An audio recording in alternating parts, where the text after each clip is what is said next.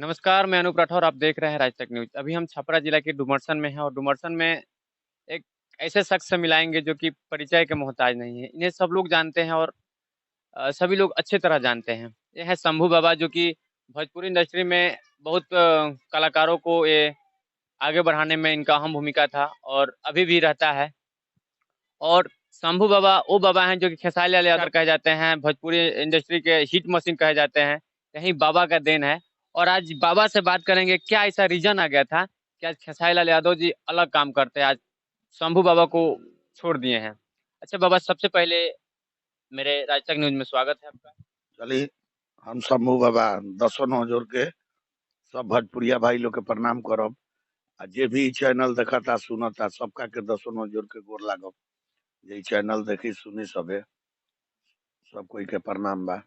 आ विशेष बात बा, रउआ जौन पूछतानी, सब कलाकार लोग मेहनत करता, आगा बढ़ता। शंभुआ बाबा मेहनत कइले, आगा बढ़ले, यहाँ तले अइले।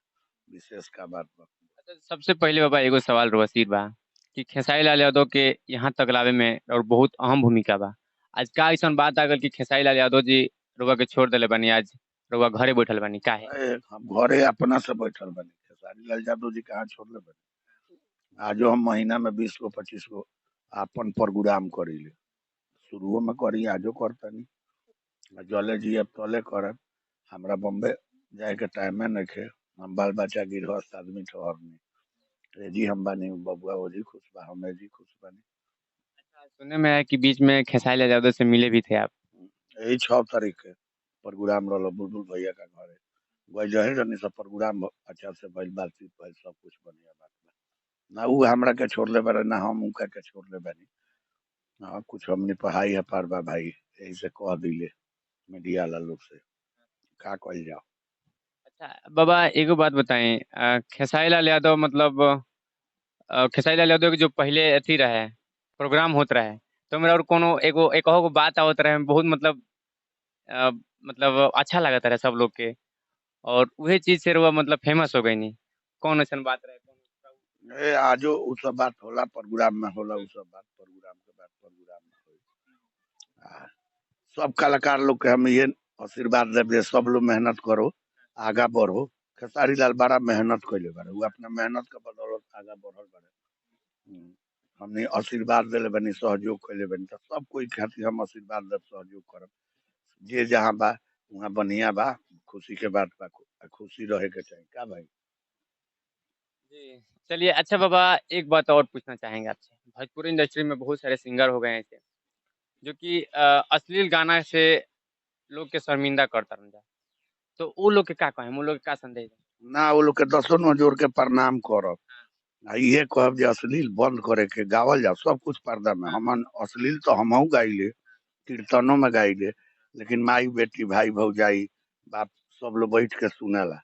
तब सब कुछ होको लगे पर्दा में होको। पर्दा में रही तो ठीक रही। हमनी के भोजपुरी इतना ना गंदा भइल जाता, भोजपुरी भाषा इतना ना गंदा करता लोग। ये सब कलाकार लोग, हम केहू के नाम ना धर आ केहू के कुछ ना कहब। हम सुनी ले तो निमन लगेला, आ बाउरो लगेला, लेकिन का करब। ओसे बेसी तो सुनिहार लोग बा। सुनिहार यदि पब्लिक चाहित जे अश्लील हम ना सुनब तो कैसे। हम बयासी करे जाइले, लोग कहला बाबा बढ़िया गीत गाई, कीर्तन गाई। तो ब्यास लोग का बाप के मजाल बा जे खराब गीत गाई। तो दुआर पर बुला के आ रउआ पैसा दे के अश्लील गाना गावतनी तो दोस्त तो राउर बा। तो दोस्त तो हम सुनहु वाला के कहे, आ सुनहु वाला लोग के प्रणाम करतनी हम।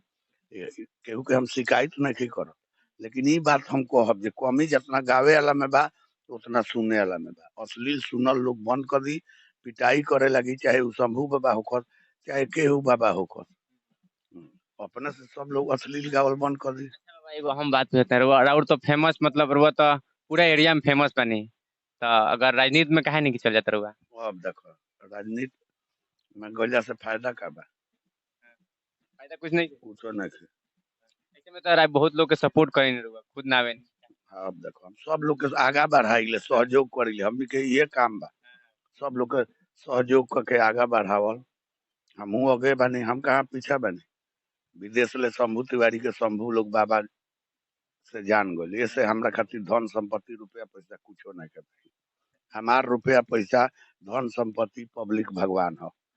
पब्लिक खातिर हम सेवा करिले, जले जिया पब्लिक लोग के खातिर सेवा करब, ये हमार काम। अच्छा बाबा, एक सवाल और से और बा। रुआ शंभू तिवारी से शंभू बाबा कैसे हो गई? शंभू तिवारी से शंभू बाबा मेहनत क के बननी। यही उम्र में लोग बाबा बा, हमार नाम है शंभू तिवारी। हमार कलाकारी देख के लोग बाबा बाबा कहे लगल। सब भगवान के कृपा, बुढ़िया माई के दया। सभी लोग रुआ के बाबा बाबा कहे लगल। और मतलब कलाकारी देख के। चलिए, ये थे शंभू बाबा और अपने संघर्षों के कहानी बताए। अच्छा बाबा, ये बताइए, जब रुआ शुरुआत में संघर्ष करत रहनी था, कोनो केहू के दबाव भी आवत रहे रुआ ऊपर? ना दबाव तो हमरा गर्जियन लोग के आवे जे इ सब काम बेकार हो, कीर्तन के लाइन खराब हो, मत घूमो। लेकिन हमने के गुरु महाराज शत्रुघ्न सिंह हई, यही टोटा मलिकाना के, उहाँ का जोड़े हम रह के सीखले बानी। हम ही ना, उमेश भाई, मुनीलाल भाई, माने व्यास लोग बहुत, मुनीलाल सवलिया, उमेश सिंह जी, हम, शंभू बाबा, बहुत लोग, संतोष यादव, बबन विशाल, ढेर माने 20 गो व्यास उनकर चेला बानी सब। वही में केहू कम गावता, केहू बेसी गावता, जे जैसन मेहनत करेला वैसन भगवान फल देवेला। चलिए, आप सुने हैं कि शंभू बाबा की संघर्षों की कहानी, कि शंभू बाबा यहाँ तक कैसे आए। तो बाकी जितने भी सिंगर हैं लोग, तो सबसे विनती है कि आप लोग अच्छा गाना गाइए और अच्छा गाना गाकर आगे बढ़िए। सही है। और बात हम सिंगर लोग से कहब, एगो गीत बाज जाता मार्केट में तो सिंगर लोग भाई जूता मोजा टाई मोजा लगा के प्रणाम सलाम करे लगता, केहू के केहू अपना में लगावत नहीं है ना। ऐसा बात ना होके के चाहिए। हमने यही धरती से सिंगर चाहे गायक चाहे व्यास बनत नहीं, यही धरती में चल जाए के बाद सब लोग के दसों नो जोड़ के ये निहोरा करब जे एगो ना ऐसा चाहिए जे जितना गीत गाई हिट हो खूब बाजो, खूब पब्लिक लोग देखो, मेहनत करे के चाहिए। आजो हम मेहनत करीले, आजो रात भर कीर्तन गाइले, रात भर चिल्लाइले, तब नु पब्लिक हमरा के 10 रुपया देवेला।